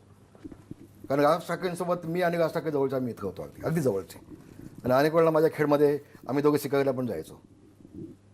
जसे आनंदी यांनी मी बसायचो बाजूला, तसे पण आम्ही दोघे बसायचो. बसायचं म्हणजे काही दारू पिण्यासाठी नाही, उगाच गैरसमज नको. पण इतक्या जवळचे आम्ही मित्र होतो. ज्यावेळेला राज ठाकरे निघाले त्यावेळेला मी माझ्या डोळ्यातनं पाणी तेव्हा पण आलं. मी सांगितलं आपण नका सोडू, आपण सोडू नका. मग ते पुण्याला गेले आणि मला निरोप दिला की तुम्ही पुण्याला आहे. म्हटलं मी नाही ना पुण्याला. बाळा नांदगावकर आणि मी मी मातोश्री आलो. मी उद्धवजींना म्हटलं की एकदा आम्ही प्रयत्न करून बघू का राज ठाकरेंसाठी, एकदा आम्ही प्रयत्न करून बघतो. त्याने हा म्हटलं. गेलो. नाही मी यशस्वी झालो त्यामध्ये, पुन्हा आणण्यामध्ये. पण राज ठाकरे आणि मला असं वाटतंय की त्यावेळेला मी राज ठाकरेंच्या जवळ होतो म्हणून उद्धवजींच्या मनामध्ये खटकत होतं का, असा प्रश्न माझ्या मनामध्ये आज देखील आहे. त्यातला एक भाग म्हणून त्याला जोडूनच की आत्ता ही जी मंडळी बाहेर उठाव केलेली जी तुम्ही म्हणता ही सगळी मंडळी आहेत. एकनाथ शिंदे, आनंद दिघे यांचं राज ठाकरेंशी चांगले संबंध होते, तुमचे त्यांच्याशी चांगले संबंध आता मी होते. 2 दिवस आधी माझं बोलणं झालं राज ठाकरेंसोबत. तर आता तुम्हाला अशी काही शक्यता दिसते का की राज ठाकरे आणि ही मंडळी यांचं जवळ येणं, एकत्र येणं. मला ते म्हटलेत, राज ठाकरे साहेब म्हटलेत मला की रामदासबाई माझ्याकडे चहा प्यायला या 1-7-8 दिवसामध्ये. तर बघू, मला तर मी विचार करून बघतो काय कोणाची अडचण नसेल. आता तर मोकळा आहे ना मी. तर तुम्हाला असं वाटतं की तर असं व्हावं. चहा प्यायला मी गेलो त्यांच्याकडे, तर त्यांच्या पोटात काय ते मी उठाव काढीन मी. पण तुमची इच्छा काय आहे, तुमच्या पोटात काय आहे जे आता ओठावर येणं आम्ही वाट बघतो. माझ्या पोटात असं आहे की त्यांनी आता माझ्यासोबतच थांबावं, असं आमची मैत्री कायमची असे असावी आणि बाळासाहेबांच्या विचार असे त्यांनी कायमचं असावं अशी माझी इच्छा आहे. म्हणजे शरद पवारांसोबत त्यांनी जाऊ नये अशी माझी इच्छा आहे. म्हणजे कुणी राज ठाकरे. म्हणजे तुमची अशी इच्छा आहे की मनसे आणि उठाववाले मंडळी यांनी एकत्र शरद यावं. पवार नाही, एकत्र येऊ म्हणजे पक्षामध्ये नाही. मी तुम्हाला आज सांगतो माझा मुलगा आज एकनाथ शिंदे सोबत आहे, पण तो कुठल्याही पक्षात जाणार नाही. आणि अशी कधी वेळ आली तर 1 मिनिटात मी त्याला राजीनामा द्यायला लावीन. एका क्षणामध्ये मी त्याला राजीनामा द्यायला लावीन. बाळासाहेबांचे विचार आणि भगवा झेंडा बाजूला ठेवून काही नाही. कारण आज आम्ही आहोत ना ते बाळासाहेबांच्यामुळे आहोत, भगव्या झेंड्यामुळे आहोत. अजिबात बेईमानी नाही. अशी वेळ आली तर 1 मिनिटात मी माझ्या मुलाचा राजीनामा घेईन, घरी बसवेन मी. हे तुम्हाला सांगतोय राजीवजी, इथे जवळ जाऊन बोलतोय. भाई तुम्ही आता राज ठाकरेंची तुमची मैत्री आहे असं सांगितलं, पण त्याच राज ठाकरेंचा जेव्हा पक्ष आला तेव्हा त्यांची पहिली सत्ता खेडमध्ये आली. त्याच्या मागे ती तुमची मैत्री आहे आणि अजूनही खेडमध्ये जर बघितलं तर मनसे तुमच्या बरोबरी नाही. पहिली सत्ता नाही आली. पहिली सत्ता खेडमध्येच आली. पहिली सत्ता आत्ता आली. त्यांनी ते गेल्यानंतर आत्ता सत्ता आली. ते सुद्धा मनसे स्थापन झाल्यानंतर पहिली ऐकून सत्ता घ्या ना. मनसेची कुठे आली असेल तर ती ऐकून खेडमध्ये घ्या ना. आली. ते पण कशी आली कशी आली आम्हाला माहिती, तुम्ही मी सांगा. सांगतो ना. राज ठाकरेंना मैत्रीचं तुम्ही हे दिलं का, तिथे पाठिंबा दिलात? राष्ट्रवादी, काँग्रेस, भाजप, मनसे असे सगळे एकत्र आले आणि जनतेमधून तो नगराध्यक्ष निवडून आला. तिथे 10 नगरसेवक माझे निवडून आलेत शिवसेनेचे. 17 पैकी 10 नगरसेवक शिवसेनेचे निवडून आलेत. पण अजूनही आणि मनसेची चांगली ताकद आहे आणि खेडमध्ये. आज तिथे त्यांचा जो नगराध्यक्ष आहे तो उघडपणे राष्ट्रवादीचं काम करतोय. माझी आमदारसोबत राष्ट्रवादीच्या उघडपणे, लपून छपून नाही. हे वास्तव आहे. आता बोला. भाई सुरुवातीला तुम्ही असं म्हणालात की शिवसेनेनं तुम्हाला दिलं वगैरे असं ज्यावेळेस ज्ञानदा आणि सरांनी उल्लेख केला, तर तुम्ही असं म्हणालात की काय दिलं हो. थोडंसं आश्चर्यचकित व्हायला होतं. 90 साली तुम्हाला पहिल्यांदा सगळ्यांना माहिती आहे तो किस्सा, आमदार केलं, त्याच्यानंतर 4 वेळा तुम्हाला विधानसभेवर पाठवलं, मध्यंतरी तुम्हाला राज्यमंत्रीपद स्वतः बाळासाहेबांनी शब्द दिला वगैरे ते किस्से पण आम्ही ऐकले. त्याच्यानंतर तुम्हाला एकदा नाही 2 वेळा विधान परिषदेवर शिवसेनेनं पाठवलं. त्यावेळेस हे उद्धव ठाकरे कदाचित ॲक्टिव्ह रोलमध्ये असतील. त्याच्यानंतर तुम्हाला कॅबिनेट मंत्री केलं. कदाचित ते तुम्हाला खातं आवडलं नसेल, असू शकतं असं. तुम्हाला आवडलं असेल मला काय अडचण नाही. खातं कुठलं मला आहे? आवडलं असेल तर मला काय अडचण नाही. मला त्यातले डिटेल्स माहिती नाही, पण मलाईदार नसेल ते खातं, जसं लोक म्हणतात तसं, त्यामुळे तुम्ही नाराज असाल. आय एम त्या नॉट खात्याची शुअर. उंची मी वाढवली मात्र. त्या खात्याची तरी उंची मी तुम्ही वाढवली. नाराज आहात. तुम्हाला मध्यंतरी पुन्हा विरोधी पक्ष नेतेपद पण केलं. आता तुम्हाला काय विरोधी दिलं हो ह्या पक्षनेतेपदाचं मी प्रश्नाचं सांगितलं उत्तर नाही आपल्याला. मिळत. विरोधी पक्ष नेतेपदाची मी सगळी अख्खी कहाणी सांगितली की तुम्हाला इथं. आता नंबर 1. नंबर 2, मला बाळासाहेबांनी दिलं म्हटलं ना, मी साहेबांनी मला दिलं. पण एक सांगतो, ज्यावेळेला आपण म्हणतो एखाद्या माणसाला मी हे दिलं, त्यावेळेला त्या माणसाचं कर्तृत्व पण तेवढं असतं. हे आपण बाजूला का ठेवत आहे. आज मी एक प्रश्न मी आपल्या माध्यमातून आमच्या उद्धव साहेबांना विचारला.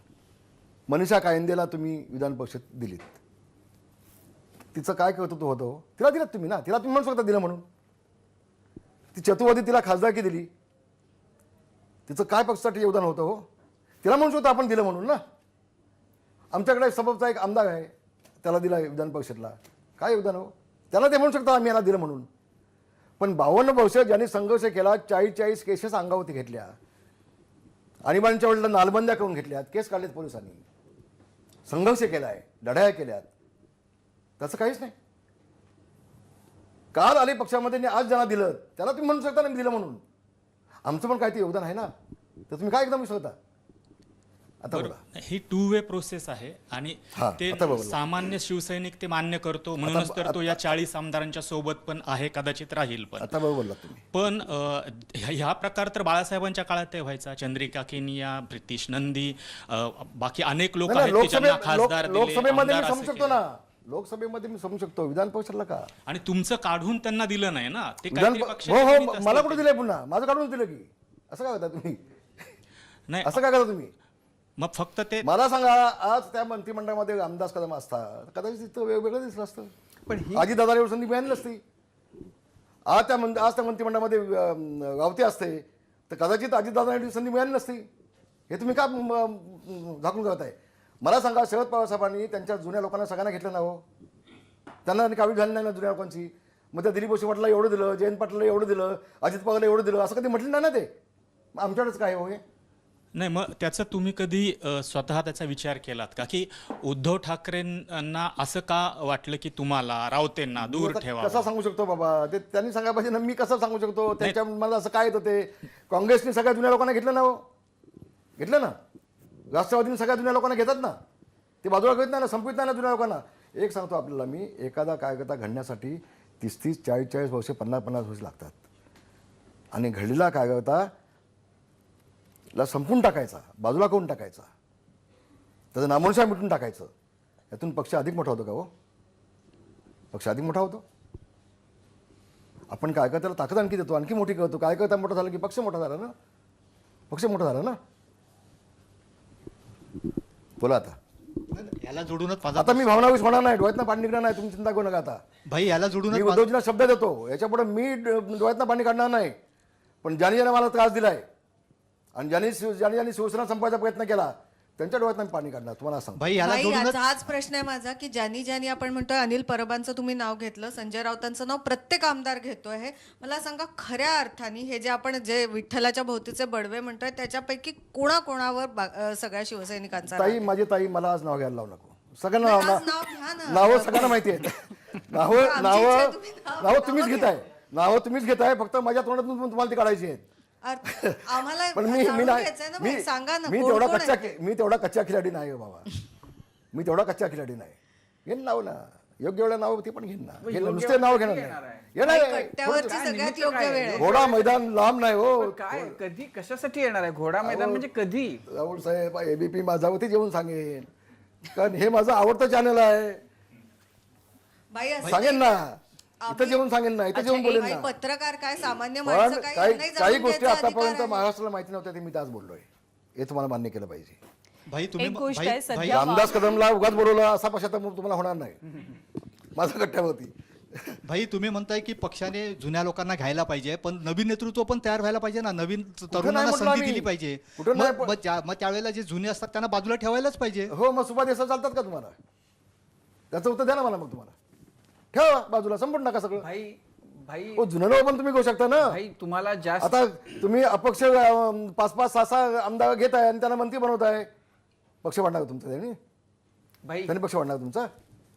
भाई तुम्हाला जास्त दुःख कशाचं झालं? तुम्हाला बाजूला ठेवल्याचं झालं का सुभाष देसाईंना केल्याचं झालं? पक्ष आपला संपवण्याचं काम झालं कटका त्याचं वाईट वाटलं. नाही ते तर नंतर झालं. पक्ष माझा आधी नाही. जेव्हा जेव्हा पक्ष माझा सरकार नाही. बनलं, सरकार बनलं 19 मध्ये हो तुम्ही ना. आणि रावते तुम्ही दोघं जण मंत्रिमंडळात नव्हतात. तुम्हाला आता तुम्ही माझ्या अगदी मुद्द्यावरच तुम्ही आलात. तुम्ही हा एकदा आम्ही शिवसेना भवनला बसलो होतो. मी उद्धवजींना म्हटलं, उद्धवजी 1 मिनिट आपण आतमध्ये या. मी त्यांना आतमध्ये एंट्री जमाला घेतला. म्हटलं काम करा तुम्ही, मी आहे, रावते आहे, सुभा देसाई आहे, आता आम्हाला थांबवा आणि नवीन लोकांना आपण संधी द्या शिवसेनेतल्या, काय अडचण नाही. नक्की? मला म्हटलं नक्की. मला येस म्हटले.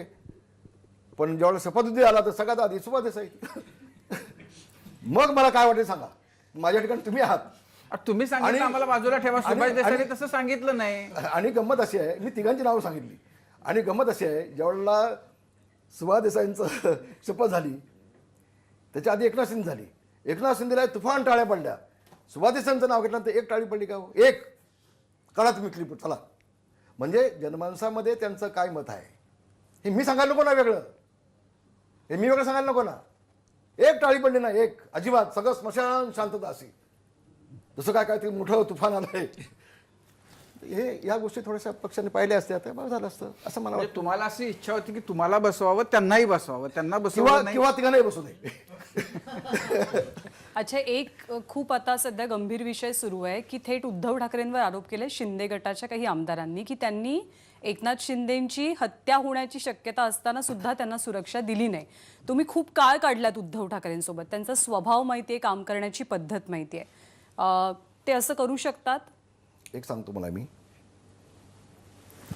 मला जवळजवळ 15 वर्ष जेल सिक्युरिटी होती. मला थेट पाकिस्तानमधून देखील मला थेट आले होते साहेबांच्या नंतर, मोठ्या साहेबांच्या नंतर. माझी भाषणं मागची काढून घ्या म्हणजे तुमच्या लक्षात येईल. पण ज्या वेळेला शिवसेना भाजपची सत्ता आली तेव्हा माझी सिक्युरिटी काढून घेण्यात आली 14ला. आता मला पुढे काय बोलायचं नाही. आता शंभूराजे देसाईंनी सांगितलं हकीकत की ज्यावेळेला गडचिरोलीमधून नक्षलवाद्यांकडनं त्यांना मारण्याचा कट सुचतोय असं स्पष्ट आलं तेव्हा त्यांना झेड सिक्युरिटी द्यावी असा ज्यावेळेला निर्णय झाला त्यावेळेला उद्धवजींचा फोन त्यांना आला होता सकाळी 8 वाजता की शिंदेना सिक्युरिटी देऊ नका. असंच शिंदे यांचं म्हणणं आहे, शंभूराज देसाईंचं म्हणणं आहे, माझं म्हणणं नाही. ते मी तो अनुभवलं आहे मी अनुभवलं. मग तुमच्या वेळी सुद्धा फोन गेला होता? मला माहिती नाही, पण आमची सत्ता आल्यानंतर माझी सिक्युरिटी काढून घेतली. भाई, विधानसभेच्या निवडणुकीत युती होती, युतीला जनतेने बहुमताचा कौल दिला आणि त्यानंतर विसंवाद सगळा समोर यायला लागला भाजप आणि शिवसेनेमधला. आणि त्यात उद्धव ठाकरे असं म्हणाले की बाळासाहेबांच्या खोलीत भाजपने अमित शहानी शब्द दिला होता की 2.5 वर्ष म्हणजे सत्तेचं समान वाटप होईल आणि ते झालं नाही. भाजपने शब्द पाळला नाही आणि त्यामुळे हा सगळा प्रकार घडला. आणि दुसरी गोष्ट म्हणजे शिवसैनिक मुख्यमंत्री पदावर बसावा हे बाळासाहेबांचं स्वप्न होतं आणि ते स्वप्न मी पूर्ण केलं असं उद्धव ठाकरे म्हणतात.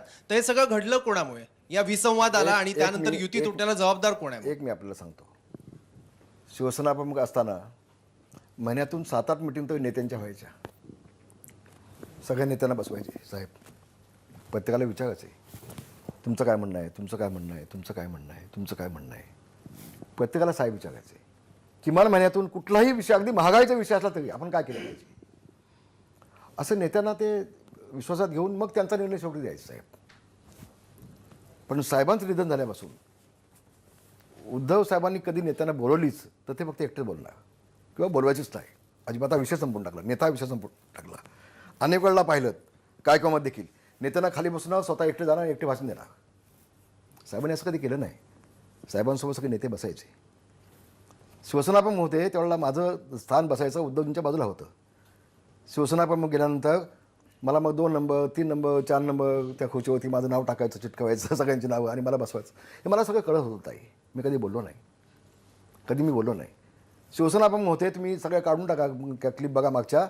साहेब होते तेवढे सगळे वर्ष मी शिवाजी पार्कला माझी भाषणं झाली. साहेब गेल्यानंतर माझी भाषणं बंद केली. हळूहळू मला असं साईड ट्रॅक केलं मला कळत होतं ते.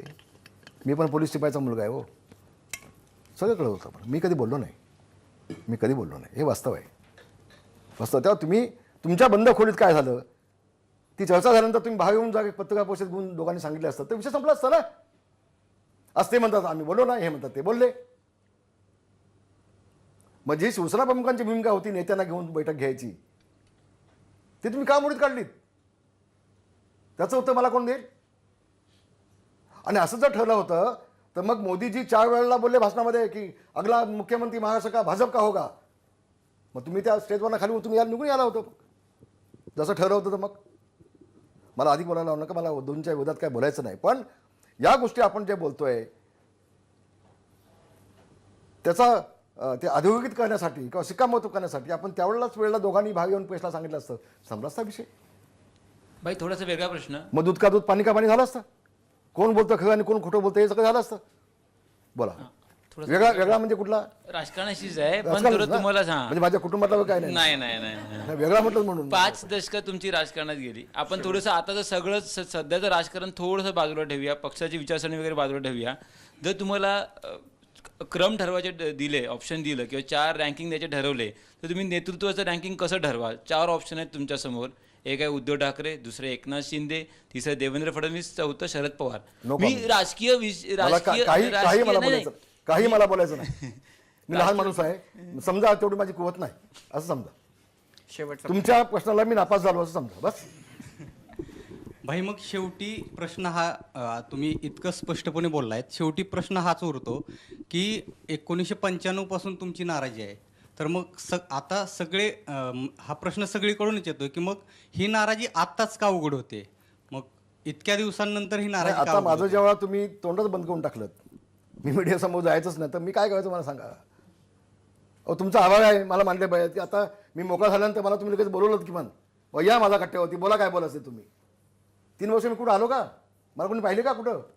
एक पत्रकार परिषद घेतली नाहीला जाणं, ती सुद्धा नाहीला जाणं, कारण मातोश्रीतनाच फोन जात होते माझ्या बाबतीमध्ये.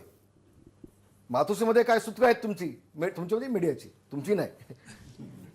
रामदास कदम भाजपमध्ये जाणार, रामदास कदम राष्ट्रवादीत जाणार, रामदास कदमांची हकालपट्टी होणार, हे अगदी मी मंत्री असताना पण माझी हकालपट्टी होणार, अशा या सगळ्या बातम्या मातोश्रीमधूनच काही मीडियाना जायच्या आणि मीडिया ते दाखवायचं. म्हणजे फक्त माझी बदनामी कशी होईल, मला साईड टॅग कसं करता येईल, हे अति व्यवस्थित प्लॅनिंग चाललं होतं. बोला. रामदासभाई, ज्या शिवसेनेमध्ये बाळासाहेबांच्या शिवसेनेमध्ये 52 वर्ष तुम्ही घालवलीत, ती शिवसेना वाढवायला तुम्ही मदत केलीत, ती शिवसेना कशी वाचेल असं तुम्हाला वाटतं? आता शिंदे गट आणि म्हणजे उद्धव ठाकरे एकत्र येतील का? भाजपसोबत ज्यांची नैसर्गिक युती आहे त्यांच्यासोबत राहून ते पुढं स्वतःचा विस्तार करू शकतील? या संकटातून बाळासाहेबांची शिवसेना कशी वाचेल असं तुम्हाला वाटतं? मी मगाशी, आपण चांगला प्रश्न विचारलात. मी मगाशी एक गोष्ट मी आपल्याला सांगितली, शिवसेना सोडून, बाळासाहेब सोडून, भगवाजयना सोडून आमच्या जीवनामध्ये काही नाही. तशी वेळ आली तर आम्ही सगळं सोडू आणि आमच्या घरी बसू. मी आपल्याला सांगितलं. मगाशी मी एकनाथ शिंदेंचे मी अभिनंदन केलं, त्या 51 आमदारांचा मी आभार मानले की तुम्ही योग्य वेळेला चांगलं पाऊल उचललं. आता आणखी 2.5 वर्षानंतर ह्या सगळ्या अजितदादांनी, कारण त्यांच्या हातात फायनान्स सत्ता, त्यांच्या हातामध्ये सगळी, ते सकाळी 7 वाजल्यापासून त्यांचा कामकाजामध्ये त्यांचा कोण हात नाही पकडणार, हातोटीमध्ये त्यांचा अजितदादांचा प्रचंड एकदम, आणि खास करून त्यांना माहिती आहेत. आणि म्हणून आपले आमदार कसे वाढतील आणि शिवसेना कशी संपेल हे त्यांनी प्लॅनिंग घेऊन सगळं चालले होते. या 2.5 वर्षामध्ये पुढच्या 2.5 वर्ष आणखी असं झालं असतं, सगळं मातीमोल झालं असतं. म्हणजे बाळासाहेबांची शिवसेना जिवंत झाली नसती. म्हणजे नुसते आमदार म्हणून शिवसेनाच नाही, पण जो लोकप्रतिनिधी असेल तर तिथल्या लोकांना न्याय मिळतो, तिथला त्या भागाचा विकास होतो, शिवसैनिकांना न्याय मिळतो. ही भूमिका आपण घेऊन चाललो इतक्या वर्षानं. नाही तर साहेबांनी तर 80% समाजकारण आणि 20% राजकारण केलं होतं साहेबांनी, मोठ्या साहेबांनी. फक्त सर्वसामान्य ग्रामीण भागाच्या माणसाचा विकास झाला पाहिजे ही भूमिका घेऊन साहेबांनी निवडणुकीमध्ये भाग घेतला. आणि म्हणून मी एकनाथजींचे आभार मानेन की त्यांनी पुढच्या निवडणुकीमध्ये शिवसेनेचे 60, 70, 80 आमदार निवडून आणावेत, भगवा झेंडा फडकवावा. आणि आता उद्धवजींच्या हातामध्ये आहे की आदित्य ठाकरेंसारखे जर वक्तव्यच करायला लागले तर पुन्हा जवळ कोण कधी येणार नाही हो. हीच भूमिका त्यांची असेल तर एका बाजूला म्हणायचे मातोश्रीचे दरवाजे उघडे आहेत, तुम्ही कधी या. एका बाजूला तिकडे एकनाथ शिंदेजवळ कॉम्प्रोमाइज करायची म्हणून त्या मिलिंद नार्वेकरला आणि तो कोण पाटील रवींद्र फाटक त्याला पाठवली. तिकडे बोलणीकाला पाठवली आणि इकडं एकनाथ शिंदेला गटनेते म्हणून हकालपट्टी आणि त्यांचे पुत्र चालतायत. असं कधी होतं काय हो कुठं? असं कधी कुठं होतं का? आणि म्हणून ह्या गोष्टी आपण सगळ्यांनी समजून घेतल्या पाहिजेत. प्रामाणिकपणे एकनाथ शिंदेची भूमिका एवढीच आहे जी मी जवळला मी पाहिली. मी काल एकनाथ शिंदेजवळ 2 तास बसलो होतो. ते आणि मी आणि माझी 2 मुलं, आम्ही तिघेच होतो. 2 तास मी बसलो होतो. मुद्दा म्हटलं तुमची पुढची भूमिका मला काय सांगा, मला कळू देत. तुम्ही म्हटलं कुठल्या पक्षापेक्षा जाणार नाही ना ते सांगा. म्हणजे काल मी इतकं बोललो आणि मी आणखी 2 गोष्टीची काल चर्चा करून घेतली. एक ओबीसीचं आरक्षणचं झालं, एक मोठं काम झालं. म्हटलं मराठा समाजाने 57 मोर्चे काढले, त्याला आता मुख्यमंत्री म्हणून तुम्ही न्याय देणार आहात की नाही, तो काल मी एक प्रश्न विचारून घेतला. त्याचे मला त्यांनी सकारात्मक उत्तर दिले, मला समाधान वाटलं. आणि दुसरा माझा मुंबई गोवा जो महामार्ग आहे, गेल्या 15 वर्षापासून रखडतोय, अनेक अपघात होत आहेत, त्याचं तुम्ही काय करणार आहात? मला म्हटलं मी गडकरी जो बोलतो वाटल्यास मी त्यांच्याकडे जाईन, त्यांना बोलवीन, मिटिंग घेईन आणि ताबडतोब पैसे देऊन आपण तो 1 वर्षामध्ये पूर्ण रस्ता करून टाकू. असं काल त्यांनी मला शब्द दिला. हे 2 विषय मी काल त्यांच्याकडे बोललो. आणि काही पक्षाबाबत देखील मी त्यांच्याकडे चर्चा केली. नाही मला नाही खोटं बोलता येत, मला खोटं नाही बोलता येत भावनो. आणि काल ते मी बोललो त्यांच्याकडे, मी चर्चा केली काल त्यांच्याकडे. तेव्हा आपल्याला जोडायचं असेल तर तुटे पण ताणता नाही, हे पण लक्षात ठेवलं पाहिजे. हे पण लक्षात ठेवलं पाहिजे. मातोश्रीचे दरवाजे खुले आहेत. रामदास कदम त्या खुल्या दरवाजात आत जाणार आहेत का? कारण आता तुम्ही बंद केलेत दरवाजे तुमच्यासाठी. मला आता कठीण वाटतंय. हकालपट्टी हा शब्द माझ्या जिव्हाळा लागलाय, जिव्हाळा लागलाय माझ्या. मला थोडंसं आता कठीण वाटतंय. कारण मी 2.5-3 वर्षात पण नाही गेलो ना. मी हट्टी माणूस नाही आहे, पण स्वाभिमानी आहे. स्वाभिमान घाण ठेवून काही नाही, काही नाही. आणि बाळासाहेबांनी आम्हाला शिकवलंय, अन्यायाच्या विरोधात लढा ही शिकवण बाळासाहेबांची आहे. आम्हाला संघर्ष करा तुम्ही, शिकवण बाळासाहेबांची आहे. गुडघे टेकणारा रामदास कदम नाही आहे, तुम्हाला मुद्दाम सांगतो मी, नाही आहे. आणि मी प्रामाणिकपणे प्रयत्न केला, मला साथ नाही मिळाली, नाही मिळाली साथ. आणि आता हे सगळं चाललं आहे, हे सगळं शिवई यात्रा आणि अमुक यात्रा तमुक यात्रा, ठीक आहे ना, उद्या मी पण काढणार आहे. तुम्हाला कळेल किती गर्दी असेल ती, समजेल ना. मला आव्हान द्यायला शिकावतं आणि मी ते देतोय. कसली अडचण नाही मला त्यासाठी. धन्यवाद. तुमच्या बोलण्यात तुमचा दुखावलेपणा दिसून येतोय आणि म्हणूनच कदाचित खूप सडेतोड पद्धतीनं तुम्ही बोलताय, तुमची मतं मांडताय. शुभेच्छा तुम्हाला आणि मनापासून आभार कट्ट्यावर. खूप धन्यवाद तुम्हाला, खूप धन्यवाद. आणि याच्यापुढे मी डोळ्यातनं पाणी काढणार नाही बरं का, नाही काढणार बघा तुम्ही. पण समोरच्यांच्या काढीन, माझा दावा आहे माझा. धन्यवाद. जय महाराज. आभार. जय महाराज. आणि यानंतर माझ्या कट्ट्यावरती आता वेळ झाली इथेच थांबण्याची. ताज्या बातम्यांसाठी पाहत रहा ABP माझा.